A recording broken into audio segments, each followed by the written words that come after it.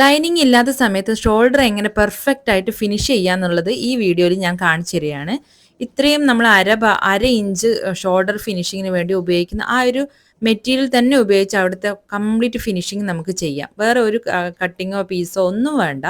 ഇതേപോലെയുള്ള ഈ ഭാഗത്ത് ഒരു അര ഇഞ്ച് 2 ഭാഗം ഉണ്ടാവില്ല. അപ്പോൾ അതിലൊന്ന് നമുക്ക് കട്ട് ചെയ്ത് റിമൂവ് ചെയ്യാം.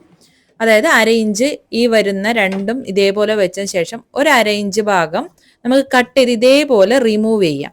അതെന്തിനാന്ന് വെച്ച് കഴിഞ്ഞാൽ ഒരു സൈഡ് നമുക്ക് അതേ ഭാഗത്തേക്ക് ഇതേപോലെ മടക്കി തയ്ച്ച് ഫിനിഷ് ചെയ്യാം. അപ്പോൾ ഒരു എക്സ്ട്രാ ഫിനിഷിങ്ങും ഉണ്ടാവും.